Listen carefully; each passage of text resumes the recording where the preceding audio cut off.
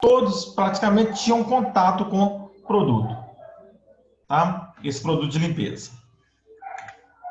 Então, nós elaboramos uma sequência didática para ser desenvolvida com os alunos e elaboramos um material pedagógico de apoio ao professor, né?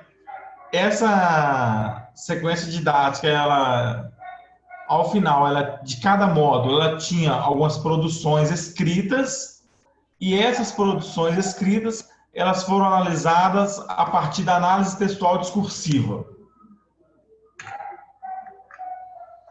Então, no desenvolvimento dessa sequência didática, nós optamos por fundamentar com alguns aspectos teóricos, aspectos de ciência, tecnologia e sociedade, que nós procuramos estabelecer relações entre os conceitos químicos e os contextos sociais, mediação de leitura. Então, a sequência, cada módulo, ela trazia alguns textos científicos e didáticos e a gente procurava fomentar essa mediação de leitura também e alguns aspectos do ensino de investigação foram inseridos na sequência didática. E, ao final dessa sequência didática, também tivemos uma parte experimental. A divulgação dos resultados para os alunos foi feita através de uma mini-feira de exposição de trabalhos. Então, a sequência didática era de 4 módulos, e esses módulos, cada um abordava um tema específico do conteúdo do segundo ano, né? E nós demos uma ênfase bastante na análise e interpretação dos rótulos dos produtos de limpeza. Associado a isso, nós abordamos a questão da segurança do uso correto desses produtos e, junto aos educandos, nós fizemos alguns recortes no conteúdo que era muito extenso de química e abordamos as soluções como objeto aí de estudos pelos educandos, né? Bom,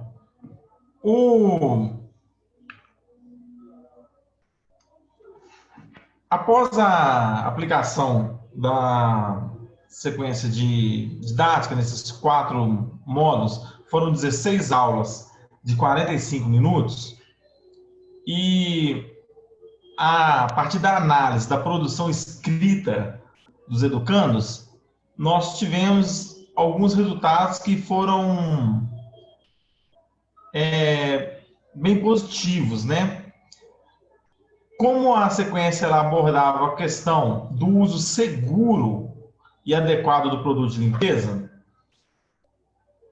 uma vez que esse tema ele era de conhecimento comum a todos lá, e dados da Fiocruz apresentavam que ele era a segunda fonte de intoxicação no Brasil, perdendo apenas para a automedicação, os nossos resultados apontavam que 70% dos educandos que participaram do desenvolvimento da SD, eles apresentavam alguma experiência negativa envolvendo o uso do produto de limpeza. Né? A maioria dessas experiências... Ela vai ficar sem comer?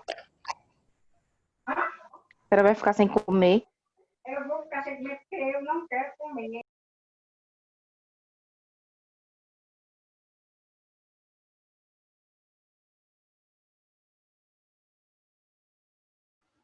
Leonardo, não estamos te ouvindo.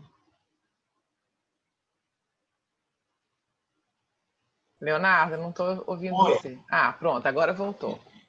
Entrou outras pessoas aí falando, aí voltou o meu. Não, porque eu acho que fui eu, porque eu fui fechar o microfone das pessoas, e aí acho que eu fecho tudo, agora que eu estou entendendo isso. Então, esses resultados que apresentavam uma experiência negativa, se davam basicamente no âmbito familiar, né?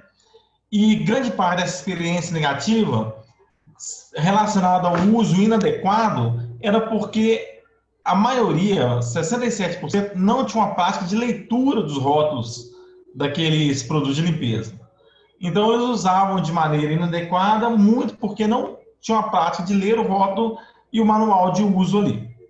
Agora, dos que liam o rótulo, quase 60% diziam enfrentar dificuldade de compreensão do que estava descrito nos rótulos.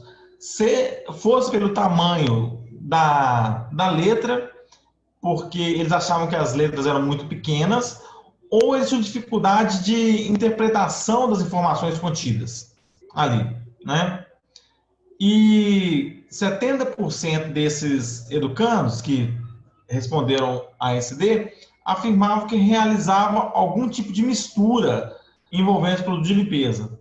Uma muito comum era misturar a água sanitária com um produto que aqui em Belo Horizonte a gente chama de azulim e que gerava um gás irritante, mas que eles achavam que era bom essa mistura porque limpava mais, embora afetasse os olhos e as vias respiratórias. Então, a grande parte dessa experiência negativa era devido à não leitura do rótulo ou à má compreensão dos rótulos. Então, nós tivemos... Léo, 2 minutos, tá? Essa metodologia, ela foi empregada e os alunos disseram que um diferencial foi a manter relação com o cotidiano, 25% que acharam importante porque tiveram desenvolvimento desse daí em grupo, e 25% também com relação às aulas práticas. 17% apontaram a postura do professor como um diferencial no uso positivo da SD, né? Conclusão. A análise de dados indicaram que o uso da SD em sala de aula foi positiva. Houve evidência de que circulação e apropriação de conceitos que foram propostos na SD por parte do educando. A análise de dados também apontou que a promoção de um ambiente de aula mais participativo e a inserção de atividades experimentais e trabalhos em grupos, associado à postura ativa de mediação do professor, podem sim ser fatores relevantes na aprendizagem e no processo de elaboração conceitual.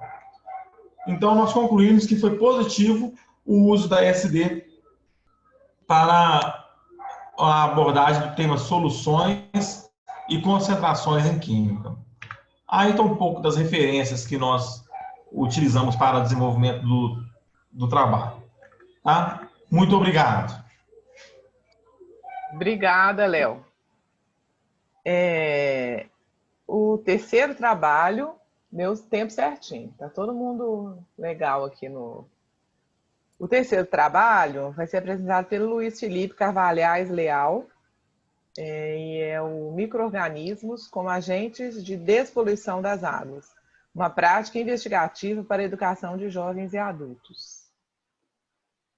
Falta só você clicar na apresentação.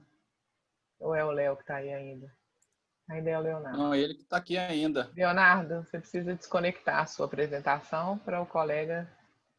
Mas tranquilo, nós estamos num tempo bem legal. Abre minha câmera aqui. Isso. Agora, Luiz. Precisa... Agora vai. Pera. Vai, agora nós estamos escutando, Luiz. Tá ótimo. Então tá bom. Tem alguém para entrar aqui? Não, né? Aqui. Ai, meu Deus, cadê? Você tem que apresentar esse share screen. Agora estou tentando procurar o arquivo aqui. Tranquilo. Laila, tudo bem, Laila? Pessoal que chegou depois, vocês desculpem que eu acabei fechando o microfone, que às vezes a gente entra e esquece de... Tranquilo. Tudo bem? A gente esquece de fechar e às vezes entra ruído. Apareceu já. Apareceu? A sua tela, sim. Agora está abrindo o tá. PowerPoint. Abriu. Isso. Só você colocar. Isso, tá ótimo. Ok. Pronto. Ok, podemos começar? Podemos. Deixa eu só... Peraí. Estão me vendo? Estamos vendo, sim. Pode apresentar.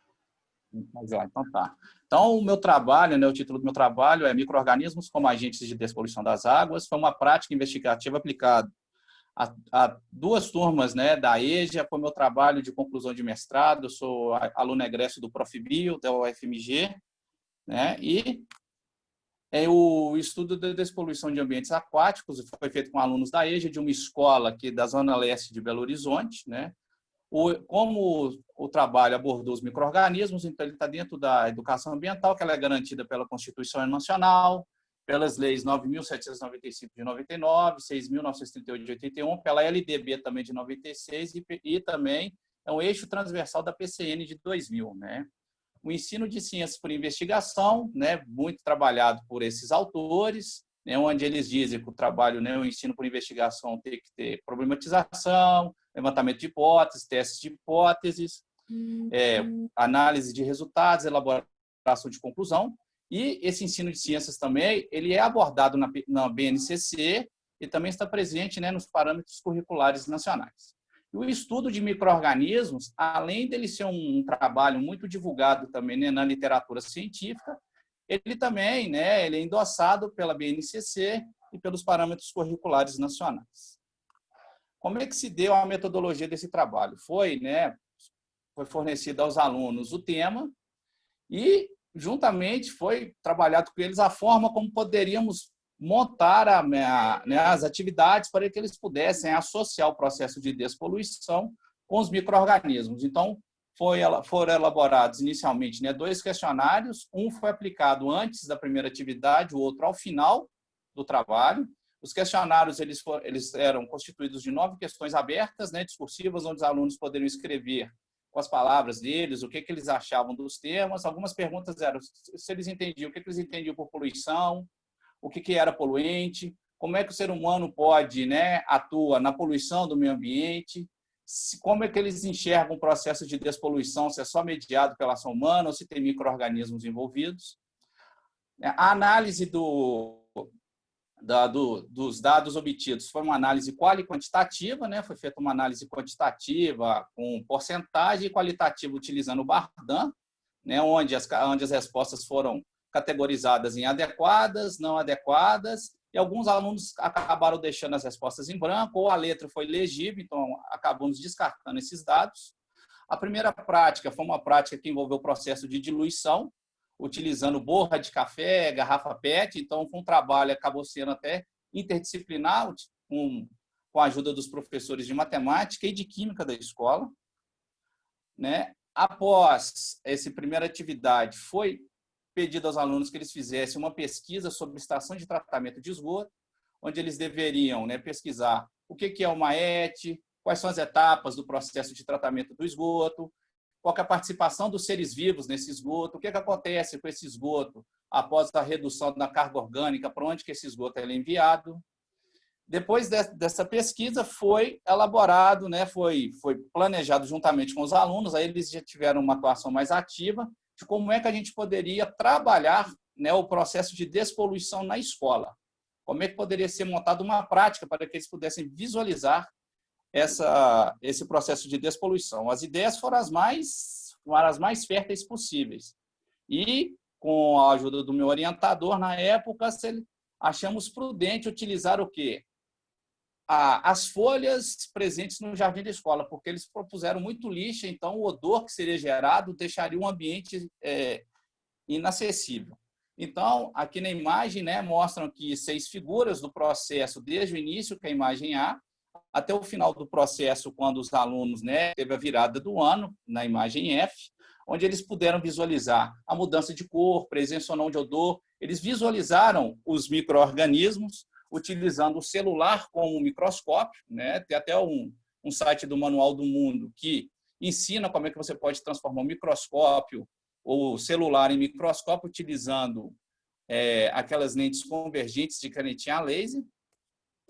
foi solicitado a esses alunos também que eles fizessem um relatório, que eles fossem anotando, eles tiveram que construir um caderno de campo, anotando todas as observações, e no final eles tiveram que apresentar um relatório para mim.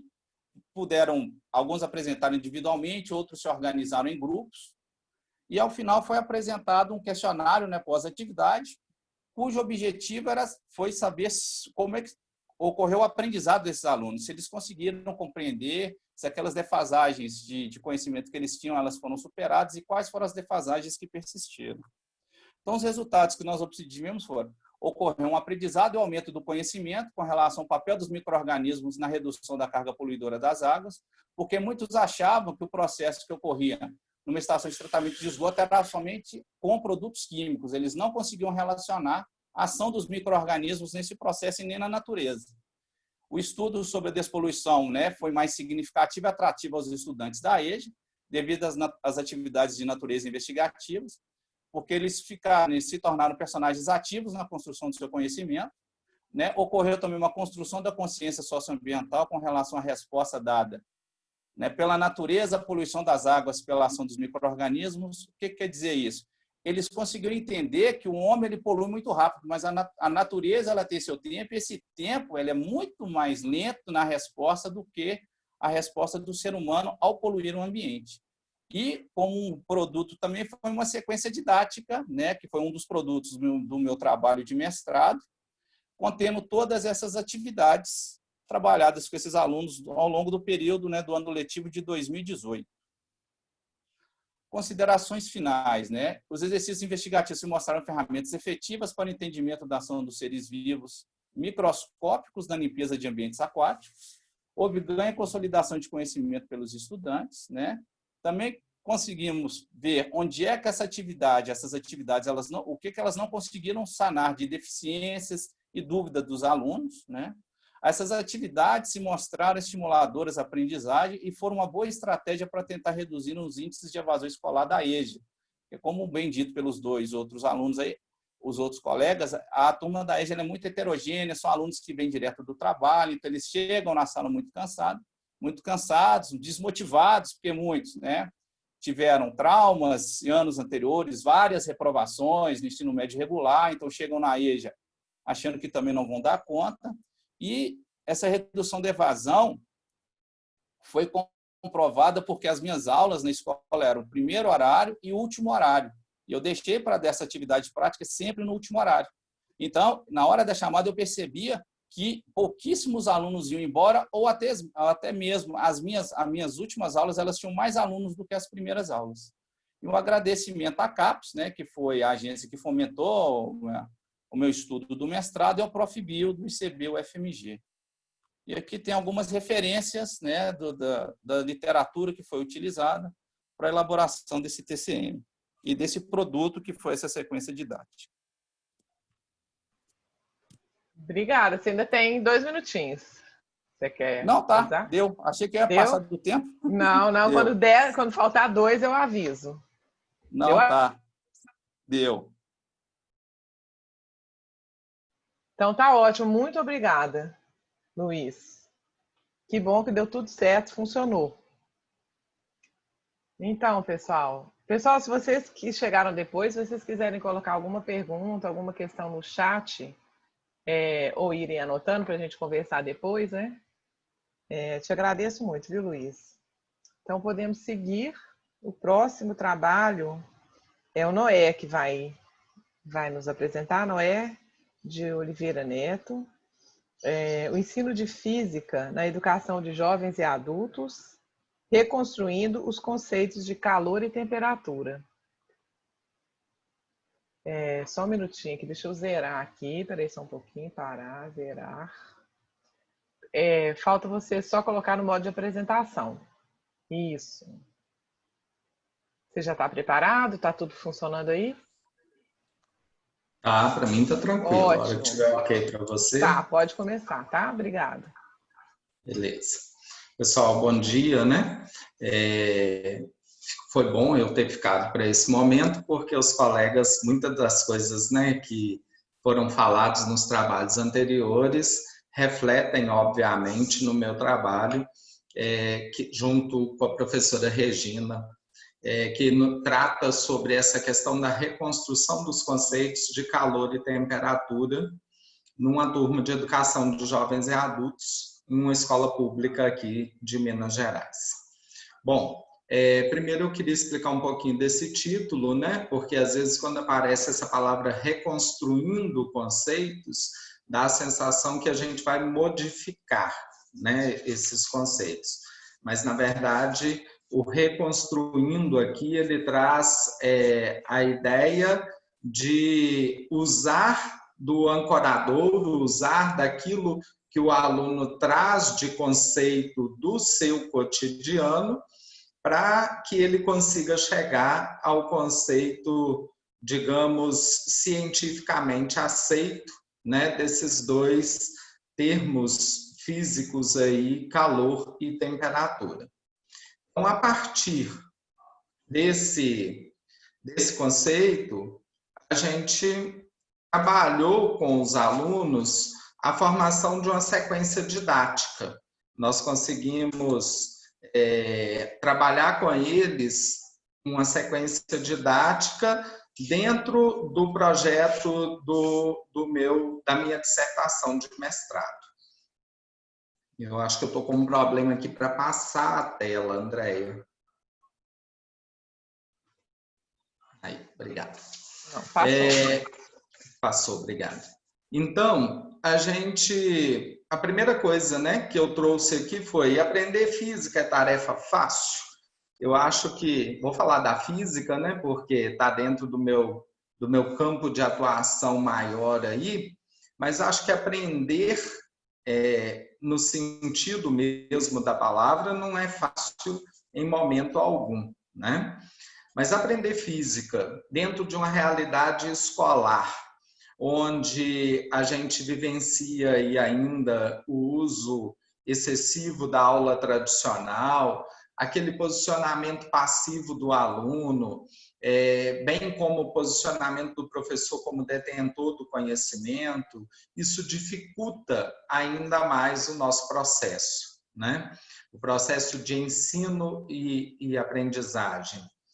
Então, quando a gente se depara com essa realidade escolar, como é o caso da minha vivência, e quando a gente se depara com o ensino na educação de jovens e adultos, que como os colegas bem citaram, é um tipo de ensino bem diferente, porque falta tempo para estudar em casa, falta muitas vezes o hábito de refletir sobre fenômenos científicos, muitos conceitos básicos às vezes ficaram perdidos ou esquecidos ao longo do tempo, porque muitas vezes esses alunos estão há 20, 30 anos fora da sala de aula. E, além disso, você se depara com um projeto que trabalha com uma carga horária reduzida, né? Você tem aí, em 6 meses, o cumprimento daquilo que seria um ano. Então, são muitos os obstáculos, principalmente quando a gente trata da educação de jovens e adultos.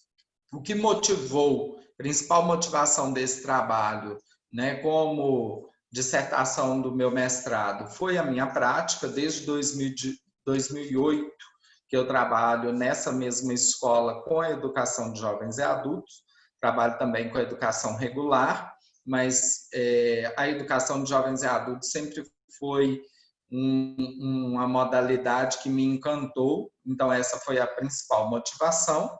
E como disse o Frederico na apresentação dele, a falta de material, né? A grande motivação para mim foi a falta de material adequado para trabalhar com os jovens e os adultos. E então nós utilizamos, né, nesse nosso trabalho algumas atividades investigativas que pudessem servir de ancoradouro, né, para que eles conseguissem dar significado àquilo que eles estavam vendo em sala de aula. Ou seja, como o Ausubel nos fala, né, colocar em prática aquilo que você está aprendendo na sala de aula.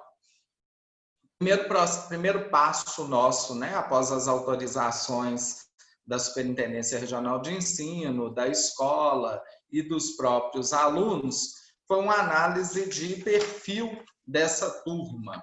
Ela era uma turma de 31 alunos, 80% mulheres, a faixa etária variava de 19 a 57 anos, então era uma turma bem heterogênea, e 100% trabalhava, 100% trabalhava aí de 8 a 10 horas por dia. Tá?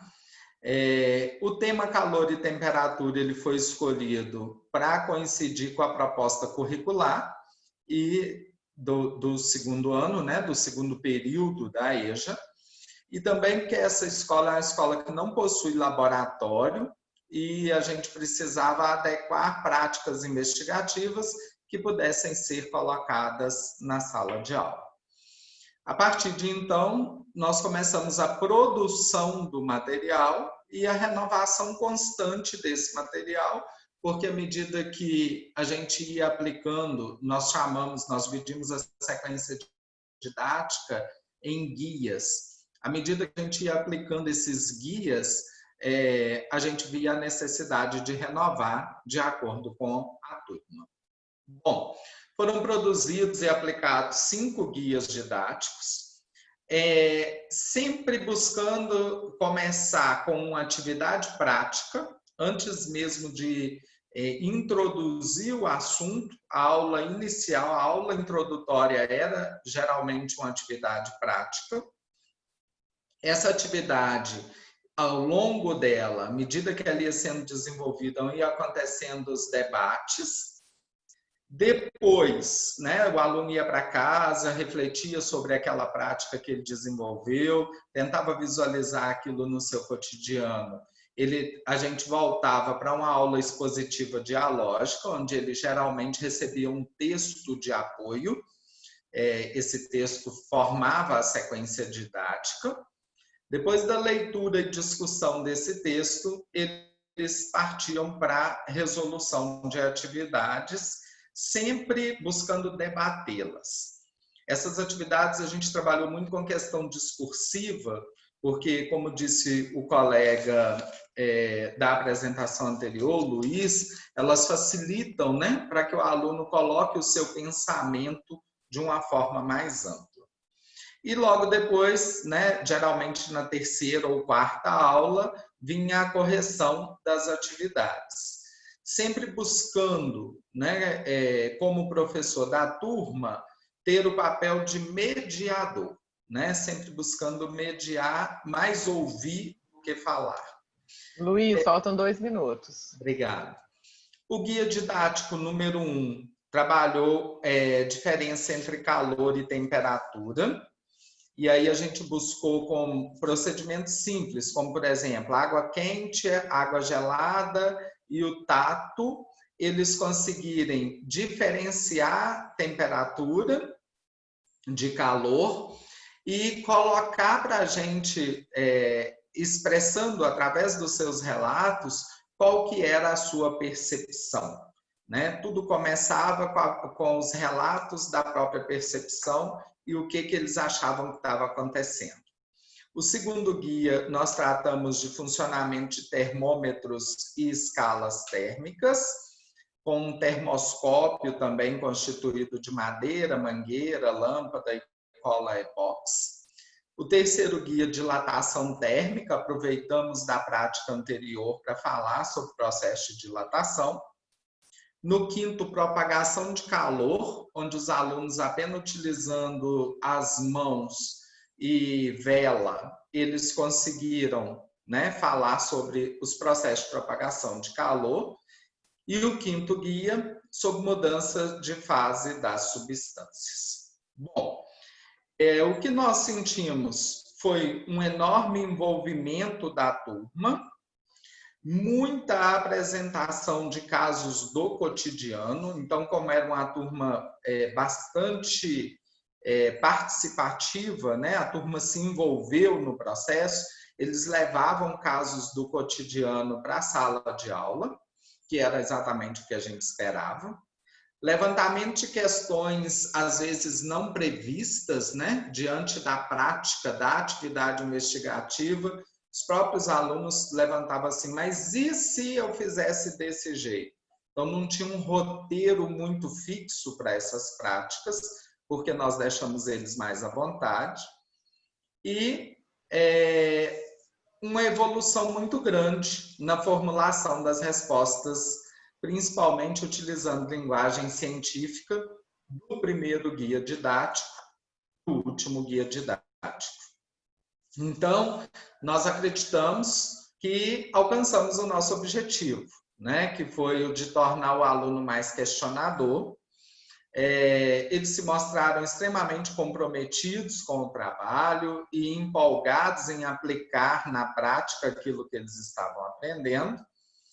E esse material que nós produzimos se tornou uma apostila que eu continuo usando nas turmas, e a cada ano ela tem que ser renovada, né? Principalmente por essa mudança que já foi relatada aqui hoje das turmas estarem se tornando mais jovens e menos adultos.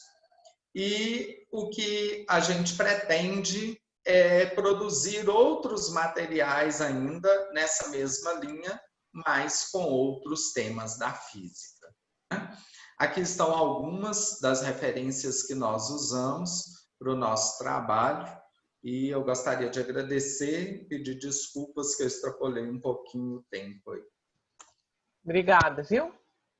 Eu te chamei de Luísa, desculpa. Eu olhei aqui errado. É o Noé. Obrigada, Noé. Sem problema, sem problema. O próximo trabalho, gente, vai ser apresentado pelo Matheus ou pela Laila?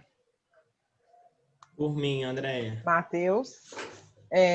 O conceito de densidade em aulas investigativas e estudo com educação de jovens e adultos. Ija. Já está aparecendo aí? Já. Deixa eu só... Mas tem gente na sala esperando para entrar? Deixa eu ver se tem. Pode começar, Andréia? Pode sim, obrigada. Oi, gente, bom dia. Meu nome é Matheus. Eu vou apresentar aqui o nosso relato experiência docente, que foi intitulado como Conceito de Densidade em Aulas Investigativas, Estudo com Educação de Jovens e Adultos, a EJA. Esse trabalho foi desenvolvido por mim, pela Bruna, pela Laila, e foi orientado pela professora Ana Luísa de Quadros. E nós somos da UFMG, daqui de Belo Horizonte. Então, inicialmente, para construir essa atividade, nós começamos a pensar em alguns pontos que fossem necessários para ter um maior envolvimento dos estudantes dentro das aulas de Química. Então, primeiro a gente pensou, como que é o ensino de Química na educação básica? Se a gente for olhar de um modo geral, da maioria das vezes, esse ensino ele é feito pensando em provas externas, com decorar conceitos científicos, com fórmulas, cálculos matemáticos, gráficos, tabelas. Não foca muito nos fenômenos que acontecem no contexto que o aluno está inserido. Pensando nisso, visto que o nosso público era a educação de jovens e adultos, na educação de jovens e adultos se tem uma diferença muito grande de idades, como até alguns que já apresentaram aí já falou. São alunos entre 18 e 60 anos que estão ali fora da escola há um tempo, então trabalham o dia todo e que apresentam alguma dificuldade nesse aprendizado, visto que normalmente esse ensino ele é muito teórico. Pensando nisso, a gente tinha que procurar alguma proposta, alguma abordagem, uma metodologia que fizesse com que tivesse um engajamento maior desses estudantes. Com isso, nós escolhemos para essa atividade, atividades investigativas. E a partir dessas atividades da abordagem da atividade investigativa, nós desenvolvemos uma atividade experimental investigativa para potencializar o aprendizado dos conceitos de densidade em misturas. Então, para desenvolver essa atividade, nós dividimos a metodologia em duas partes. Primeiro, nós vamos analisar o perfil da turma.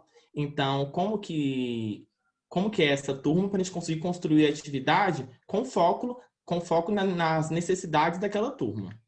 E essa atividade experimental desenvolvida na turma do EJA. Então, primeiro, o perfil das turmas. Nós escolhemos 3 turmas de Química do primeiro ano do ensino médio da EJA, de uma escola pública de Belo Horizonte. Cada turma dessa tinha, em média, 30 alunos, e a faixa etária entre 18 e 60 anos. E é curioso que, normalmente, a faixa etária do EJA é 18 e 60, e nessas turmas tinham alunos com 18 anos e até 60 anos, então eram turmas bem heterogêneas. E outra proposta que nós utilizamos foi o quê? Ministrar essa atividade com 2 professores simultaneamente,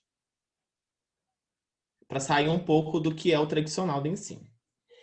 Pensando no segundo passo, seria essa atividade experimental, que foi desenvolvida na turma da EJA.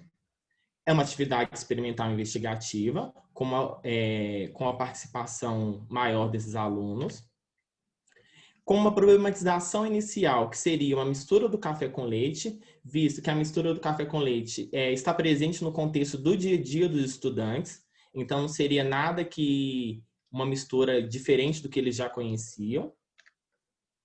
E, a partir dessa problematização, desenvolver a aprendizagem dos conceitos de densidade em misturas. Então, agora eu vou colocar aqui como que foi desenvolvida essa atividade. Antes de desenvolver a atividade do café com leite, os professores eles fizeram experimentos demonstrativos. O primeiro experimento, ele perguntou para os alunos. Eles perguntaram para os alunos: eu tenho um copo, tenho óleo e água. Se eu colocar os 2 no mesmo recipiente, o que acontece? Imediatamente, a maioria da sala falou que não misturava. O professor realizou o experimento e mostrou que ficou 2 camadas, uma camada com água e uma camada com óleo. Posteriormente, o professor questionou os alunos: e se agora eu colocasse o sal em um copo de água? O que eles acham que ia acontecer? Aí, como de comum, a maioria da sala respondeu, muita gente participando, que faria uma mistura. O professor realizou essa mistura e mostrou que ficou uma fase só. Foi importante fazer esses 2 experimentos iniciais, porque muitas vezes, quando realizou a mistura do óleo com água, todo mundo fala imediatamente: não mistura. E é importante deixar claro para os estudantes que existem misturas com mais fases. É o caso da água com óleo. Nesse início também foram trabalhados conceitos de miscível e immiscível, e dissolver e diluir, que esses conceitos são muito confundidos pelos alunos. Então, começou a atividade do experimento do café com leite. Então, como uma atividade investigativa pede, exige uma pergunta, uma questão inicial. Qual seria esse problema inicial? O que acontece se misturar em um copo café com leite? Rápido, vários alunos falaram que ficar uma cor amarronzada, que ia misturar, que ia fazer uma mistura homogênea. Começou a aparecer até mistura homogênea como resposta. Foram uma das respostas dadas pelos alunos. Só que aí o professor questionou esses alunos se eles imaginavam que seria possível fazer uma mistura com café com leite em 2 fases. Logo, as turmas, que é comum quando a gente faz essa atividade, eles ficam assustados. Como assim? Uma mistura, café com leite em 2 fases? Aí a gente questionava: sim, eu queria uma fase só com café e uma fase só com leite. Para isso, a gente pediu para os alunos criarem hipóteses se fosse possível ter essas 2 fases, uma mistura com café com leite. Eles tinham, aí alguns grupos falaram que o café ficaria por cima, outros falaram que o leite ficaria por cima, outros falavam que seria impossível que isso fosse acontecer. Então, nós deixamos eles livres para escolherem o que eles achavam que seria melhor. E, a partir disso, depois de criar essas hipóteses, seria importante testar essas hipóteses para a gente ver o que iria acontecer. Eu não comentei antes que essa atividade ela foi toda desenvolvida em grupos. Então, nós chegamos na sala de aula e fizemos grupos de 5 e 6 alunos. E, a partir desses grupos, eles tomaram decisões por qual hipótese eles iriam seguir. Para desenvolver essa atividade, foi disponibilizado para eles um becker vazio, um becker com leite, um becker com café, um conta-gotas e um pedaço de cortiça. que é o mesmo que rolha. Para quê? Aí eles colocavam a cortiça por cima para que a gota do líquido que fosse colocado por cima caísse de forma mais homogênea. Então, aqueles grupos que queriam colocar o café por baixo primeiro colocaram, e aqueles grupos que queriam colocar o leite por baixo colocaram. Aqueles grupos que falaram que seria impossível que fosse acontecer, nós orientamos para eles que escolhessem uma das duas opções e testassem. Com isso, nós tivemos 2 resultados. O A, onde foi colocado o leite primeiro, e no caso B, onde foi colocado o café primeiro. Foi possível perceber, dentro dos 2 resultados que os grupos obtiveram, que o quê? No que foi colocado o leite por baixo, a camada de cima, que foi o café, ficou uma camada bem forte da cor do café. Já no B, onde colocou o café por baixo, cada vez que gotejava uma gota de leite, como ele é mais denso, ele ia para o fundo do beck, formava essa cor um pouco amarronzada. Matheus, 2 minutos. Tá. Antes de começar a sistematizar, o professor questionou os alunos: e se colocar açúcar no café? Aí eles ficaram, sim, assustados, sem saber o que responder. Aí nós pedimos para eles, escolhemos 2 grupos aleatórios e pedimos que os dois colocassem o açúcar no café, em que um começasse com leite por baixo e o outro colocasse com o café por baixo. Com o resultado que tem aí nessa imagem, é o que colocou o café com açúcar e o café por baixo. Deu para reparar, diferente na imagem anterior, quando o café estava por baixo, que agora o café ganhou uma cor mais escura, formando ainda 2 fases, uma de café e uma de leite. De forma, no final, para sistematizar a atividade, os professores começaram a argumentar aos alunos do que tinha acontecido e de que resultado nós poderíamos chegar. Primeiro, era responder a questão inicial, se seria possível fazer esse café com leite em 2 fases, e eles perceberam que, de acordo com a forma que nós utilizamos, isso foi possível. Desenvolver os conceitos de densidade, de que forma?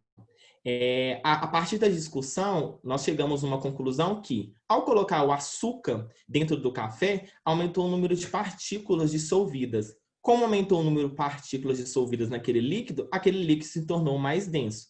É o mesmo que aconteceu na primeira parte, quando o leite tinha, inicialmente, mais partículas dissolvidas e o café sem açúcar era só o café puro. E, por fim, foi importante esse tipo de atividade em sala, porque potencializou a importância de aprender ciência. Não ficou só aquela caixinha fechada. Eles conseguiram aplicar a química fora da sala de aula. E como considerações finais, nós tivemos que, quando os estudantes são colocados a resolver situações do seu cotidiano, são capazes de perceber a importância de aprender ciência e os conceitos que permeiam essa ciência. Em turmas de EJA, em que a variação de idade é alta e há aparente dificuldade com conceitos muito teóricos, partir de situações do contexto se mostrou como um fator motivador para a participação e para o interesse dos alunos.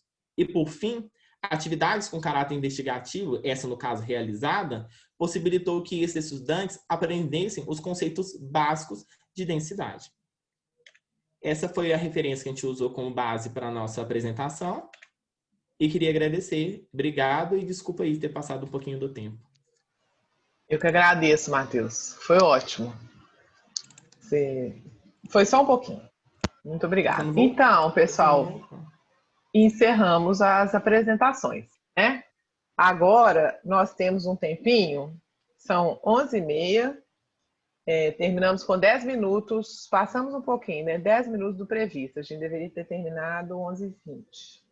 Mas tá ótimo, então vem. Então agora a gente abre para conversar um pouco, né, sobre os trabalhos, para que um possa perguntar para o outro. A minha função aqui não é ficar fazendo perguntas, não. É abrir, o bate-bola é nosso, né? Todos estamos aqui trabalhando com EJA, né? E todo mundo apresentou, de alguma forma, eu esteve envolvido, né? O primeiro trabalho apresentou mais alguns dados, mas todo mundo esteve envolvido com sequência didática, né? Então, agora é a hora da gente trocar informações, né? Bom, André, Vocês querem todos abrir as câmeras, que eu queria tirar uma foto aqui Eu não sei como é que eu vou printar a tela, mas eu queria tirar uma foto. Se todo mundo puder abrir as câmeras, eu agradeço. Depois a gente fecha. Laila, estou com saudade de você. Aliás, a Laila eu preciso conhecer pessoalmente, né, gente? Que a pandemia é isso, ela é me orientando nova e eu só conheço. Olá, professora Regina, é você, Regina. Tudo bom, menina? Sua câmera, seu áudio está fechado. Então, Obrigada pela menina, né, Andréia? Tempo que eu não te vejo, né? Pois então. Acho que Uberlândia, né? A última vez, não foi? Ai, nem lembro. Acho que Uberlândia, né? No SMAC, naquele SMAC que o avião não conseguiu pousar, né? Você estava atendendo? Isso. Quer dizer, conseguiu, né? Mas conseguiu só depois da terceira tentativa. E quase matou a gente. Estava dentro de susto. Mas foi só um susto. Que bom que era você. E também você entrou como Rezicar. Tinha o nome. Entrei com e-mail, não com nome. Isso. Aleph, Roberto, Luiz e Ana. Vocês não querem abrir a câmera para a gente tirar uma foto? Vocês sintam-se à vontade. Olá, Roberto. Como vai? Não te conheci ainda. Tudo bem? Olá, estou aqui prestigiando também. Que bom, muito bom. Então, pessoal, agora é com a gente. Podemos ir conversando aqui. Ana, tudo bem, Ana? Assim, acho que faz falta a gente abrir a câmera, sabe por quê? Bom, eu sinto falta, não sei vocês, né? Mas, assim, congresso é um negócio que a gente encontra, né? Aí você fica encontrando só com as letrinhas ou só as camerinhas. Dá uma aflição, assim, não sei se vocês ficam aflitos, mas eu fico super aflita de não ver quem é, porque às vezes você não está reconhecendo, ou você acha que conhece, mas não conhece, né? É um trem doido isso. Então, alguém quer começar, gente, aí falando? Eu tenho até André, eu queria só, tipo assim, comentar, assim, que eu reparo muito do EJA e talvez dos outros trabalhos eu percebi que essa é a preocupação de não ter muito material voltado para o EJA, então todo mundo procura de alguma forma de levar esses conceitos da ciência aí de uma forma diferente. Por sorte, essa turma que nós desenvolvemos a atividade era uma turma que não faltava, que eram turmas lotadas e que estavam presentes todos os dias. Só que ao comum do EJA, na sexta-feira, faltava um pouco mais de gente. Aí eu queria saber se eles tiveram essa dificuldade, visto que muitas vezes no noturno existe uma evasão muito grande e os alunos faltam muito. E se isso atrapalhou o trabalho deles ou não. Porque me deu essa curiosidade. Porque essa escola nossa, a gente desenvolveu a atividade lá pensando nisso, que os alunos lá não faltam. Mas que eu sei que já trabalhei em outras escolas, que é comum no EJA ter muito isso, de faltar, evasão.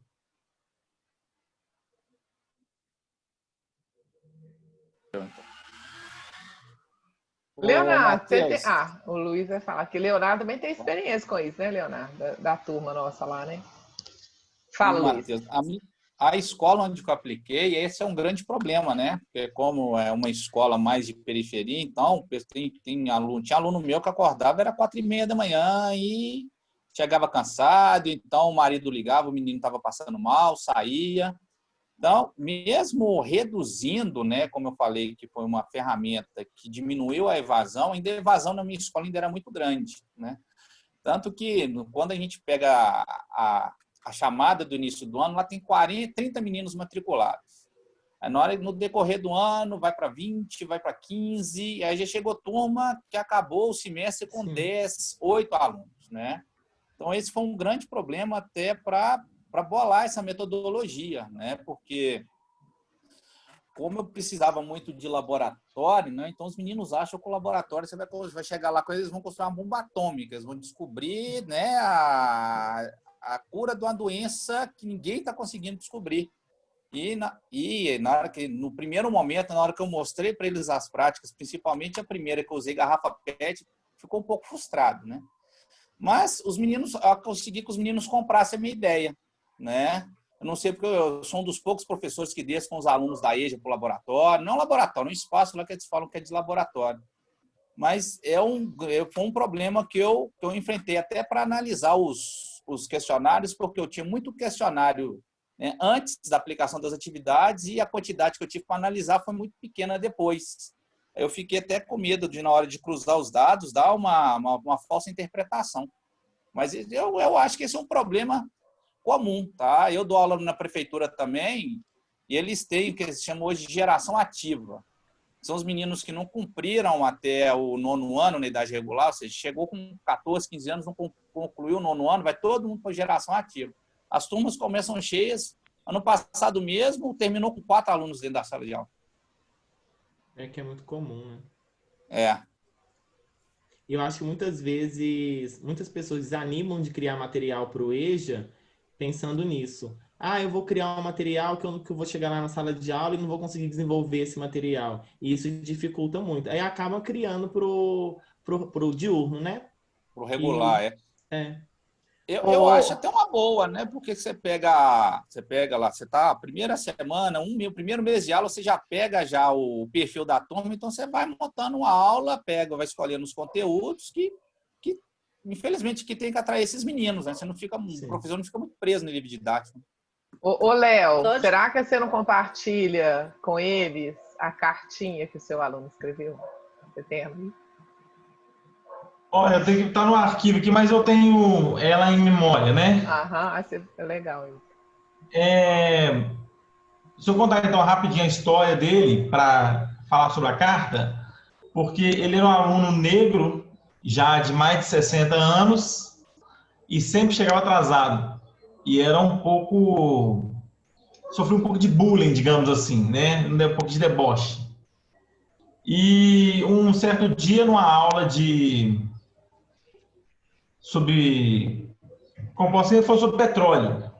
E ele disse assim para mim: eu já peguei muito petróleo. E a turma deu uma risada, eu fiquei sem entender. Eu perguntei como que pegava petróleo. Ele falou assim: eu peguei com a mão. E eu falei: como que você pegou com a mão? Eu falei: o petróleo estava passando lá assim, e a gente pegava ele com a mão. E a conversa foi se desenrolando.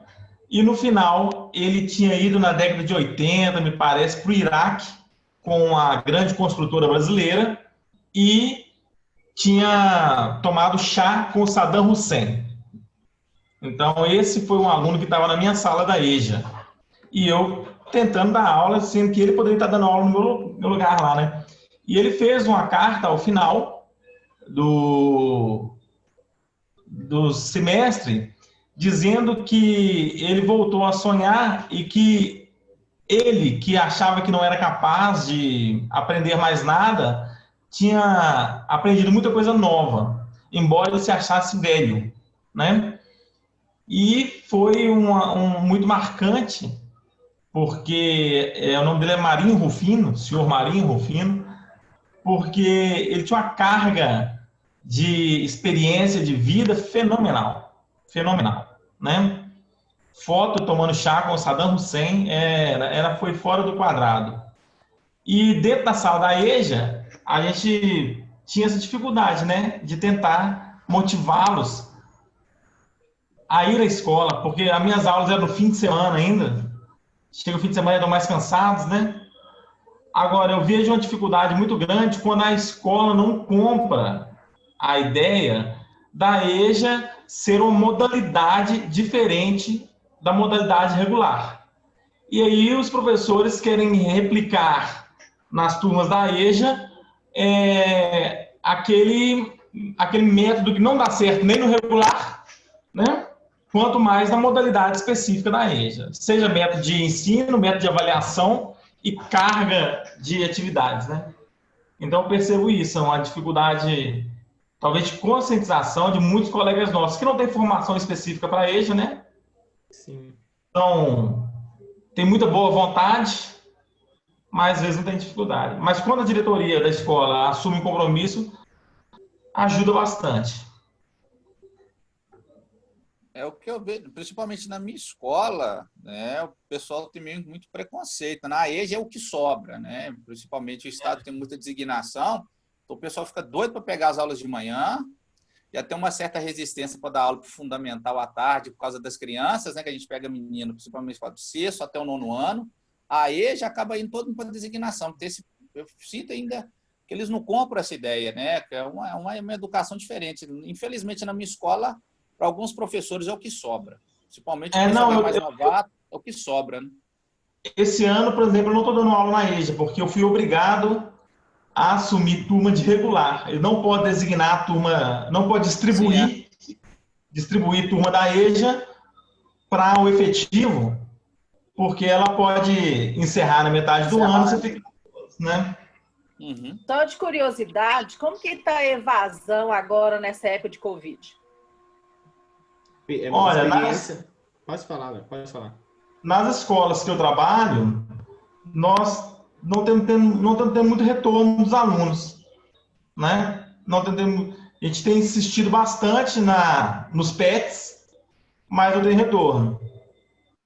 Pouquíssimo. Eu observei o que acontece no caso da química, que eu posso falar, que o PET do regular e o PET do EJA é exatamente a mesma coisa. O PET é igual.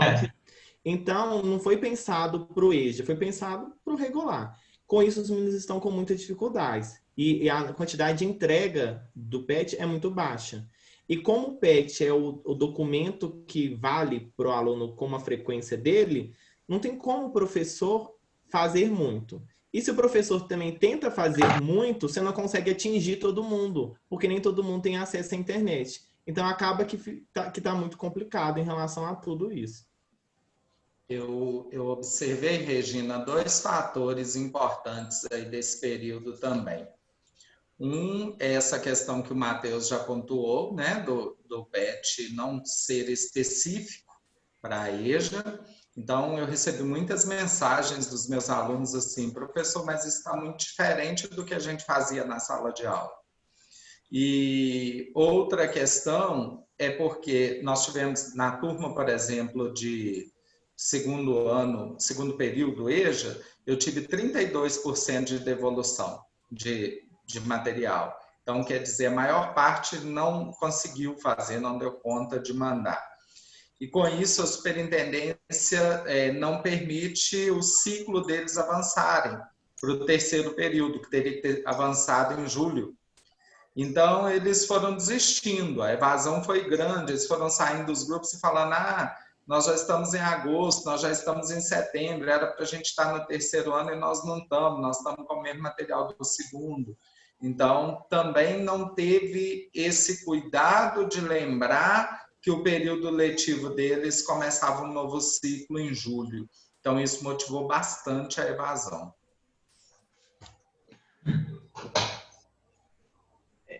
Gente, eu estou querendo ouvir um pouquinho de vocês.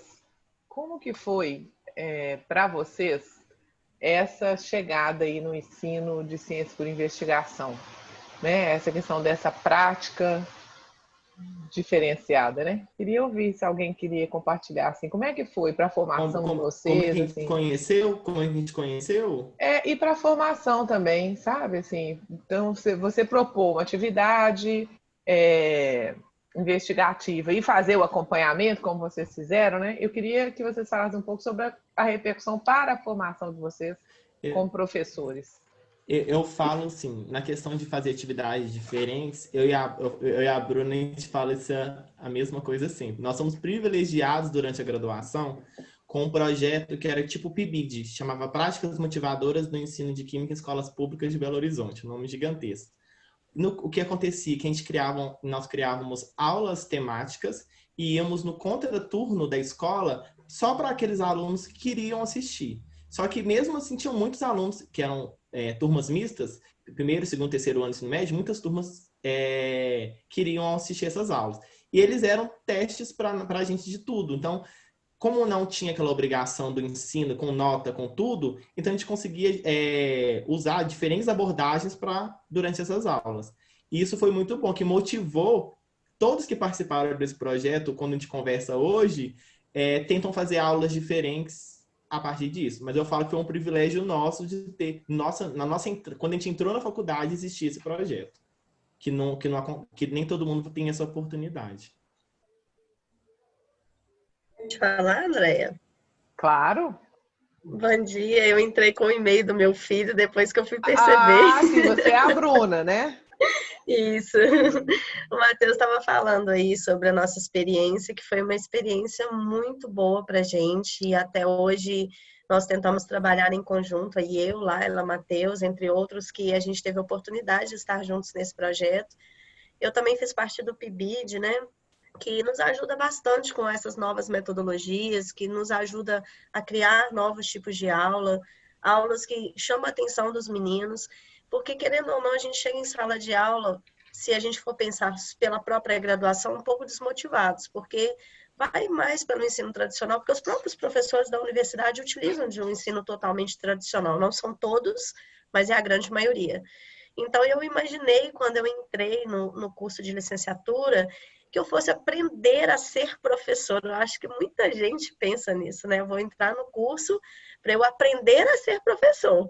E não foi bem assim. No início eu fiquei muito frustrada. Professores que literalmente, se vira, é assim que funciona. A gente que trabalhava o dia todo, era muito cansativo.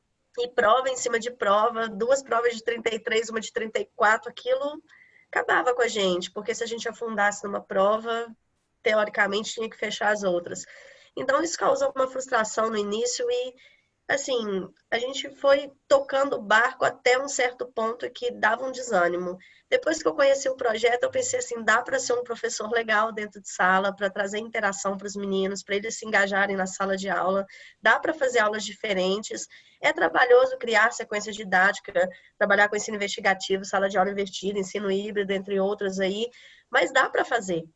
É claro que não são todas as aulas que dá para fazer, até porque as escolas particulares ficam de cima da gente, né? Até que as escolas públicas ainda a gente tem um pouquinho mais de liberdade. Mas as particulares pegam muito pesado em cima disso com a gente. Então, assim, eles se preocupam muito com o conteúdo, e você tem que fechar a apostila, e você tem que dar o conteúdo inteiro. Eu cheguei a trabalhar com o Léo no Polimig lá, a gente não podia fazer muita coisa de diferente, não. A gente tinha que seguir na risca aquilo que era proposto para os meninos do técnico. Então, assim, isso para nós é muito ruim, porque a gente quer fazer diferente, os alunos têm interesse de aprender de forma diferente, eles querem participar. Como o Matheus falou, os meninos faziam contraturno, eram 4 horas seguidas estudando aula temática e eles super participaram. Então, assim, eles entravam com 5, 6 alunos no projeto e terminavam com uma turma mega lotada, não recebiam dinheiro, não recebiam alimentação, não recebiam nada para estar ali, estavam ali porque eles achavam o máximo. Então, isso nos motivou muito. Eu adoro o ensino investigativo, adoro a participação dos meninos. É mais cansativo para a gente, porque às vezes eles fazem umas perguntas que travam a gente no meio do caminho, mas eu acho muito interessante e gosto bastante da metodologia.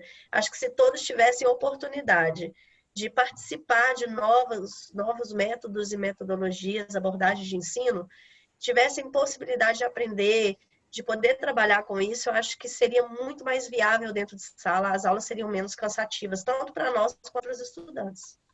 Só completando uma coisa da Bruna, André, porque eu e a Bruna a gente gosta de falar. Se deixar, a gente vai falando. Mas então deixa eu ver se os outros querem falar, Matheus. Espera aí, só um minutinho, que vocês já falaram, quem sabe os outros. Posso falar? Você volta daqui a pouco, claro. Para mim, o ensino por investigação, tipo, que me rejuvenesceu dentro da sala de aula, né? Eu estava me sentindo aqui professor chato, só matéria, disciplina, e principalmente me fez ter mais vontade de preparar a aula, de escutar os alunos, porque às vezes em cima de uma dúvida, opa, isso aí dá uma boa atividade, é em cima disso aqui que eu posso trazer o aluno para ele participar comigo. Eu vou te falar que infelizmente não dá para a gente aplicar tudo, né? Porque tudo que eu vejo eu acho que dá, né? E eu estou achando que para mim vou te falar que fiquei até mais disposto em dar aula depois, né? Porque eu acho que eu fico menos cansado. Que eu era aquele professor que é só conteúdo, igual a colega falou, é conteúdo. Porque a minha escola foi assim, né? E a minha universidade também, muitos professores eram assim. E alguns professores que não eram assim, muitos dos meus professores que não tinham essa preocupação com o conteúdo não eram nem da pedagogia, né? Era professor da fisiologia, que tinha aqueles grupos lá, tinha aqueles GDs lá, que a gente tinha que discutir, reunir em grupo, né? Então, para mim, foi como se fosse a salvação da minha licenciatura, né, da minha profissão. Porque chega uma certa hora que você querendo ou não, você acaba caindo no modismo, né? Você fica ali, vou ali, passo minha matéria, já tenho meus tópicos, já decorei minha aula e aquilo ali eu vou esperando a aula passar. Mas isso não é o modismo, né? Isso aí é aquela questão, vamos dizer, dessa formação que você vai por imitação, né? Assim, você tem uma formação que não te ajuda a refletir sobre, né? Uhum. Porque, assim, todos os trabalhos que vocês mostraram, gente, mostra como é que os alunos aprendem melhor quando estão envolvidos ativamente na aprendizagem. Então, assim, eu acho que quando você não propõe essa aprendizagem ativa, você está desconsiderando o que é aprender. Né? Porque, assim, para você ensinar, você precisa ter uma ideia do que é aprender, o que está envolvido no processo de aprendizagem. E isso é básico para o professor. O professor que quer ensinar, ele precisa ter conhecimento sobre o que é aprender. Porque como é que você pode querer ensinar se você não sabe como é que é o processo de aprender? Né? Então, eu acho que assim, isso é um... E quando a gente vai fazer algum material, produzir algum material que envolve essa questão da atividade, você tem que ver muitas coisas, né, em funcionamento. Então, eu acho que isso é uma coisa muito relevante, né? Acho que essa questão ela é fundamental. E, infelizmente, muitas vezes a gente termina o curso e a gente não tem essa reflexão sistematizada. Acho que as coisas melhoraram muito. Eu vejo que Bruna, Laila, Matheus já tiveram outras experiências, né? Apesar do relato ainda de que as coisas continuam muito iguais. Mas acho que é isso, né? Assim, e acho que ensino por investigação não é modismo, não, né? Acho que é uma... Quer dizer, você chamou o ensino tradicional de modismo, mas acho que o ensino tradicional é essa questão, né? O povo aprende aquele básico e vai por repetição, vai por aquela aprendizagem ambiental. Meu professor deu aula assim, eu dou aula assim também. Eu pego aquilo que eu gostei, que o professor me deu e continuo, né?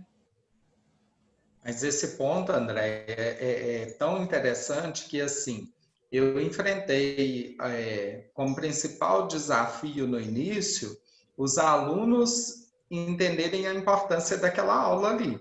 Porque eles queriam que eu chegasse, explicasse, e depois eles fossem fazer a prática. Sim. No começo, né, nas primeiras aulas ali, teve essa barreira. E eu ouvia, inclusive, de colegas assim, 50 minutos para você passa rapidinho, né? Porque você coloca os alunos em grupo e eles vão mexendo lá e não dá aula. Mas depois, quando os alunos entenderam o processo, eles começaram a cobrar dos outros professores. Por que você não faz assim? Né? Então, eu acho que aí é o interessante também, você ter o feedback deles de que está dando certo através da própria exigência, né, de que o outro saia da postura tradicional. Olá. Ana? Olá, bom dia a todos. Eu estava participando da sala como ouvinte, né, porque não é o tema do meu trabalho, mas foi de grande valia ouvir os depoimentos dos professores. Sou Ana Cleide, de Juazeiro do Norte, trabalho com formação de professores e resolvi entrar nessa sala para ver a atuação dos professores da EJA, de outros estados, como é que eles estavam trabalhando, e foi de grande importância ouvir os depoimentos dos trabalhos por investigação, né? Ensino de ciências por investigação e a comprovação através de depoimentos deles, né? Como tendo resultado trabalhar dessa forma com os estudantes, seja em qualquer nível de ensino, né? De segmento. E para os alunos da EJA, né? Que precisam de uma motivação maior, só vem a fortalecer que a formação continuada é muito importante.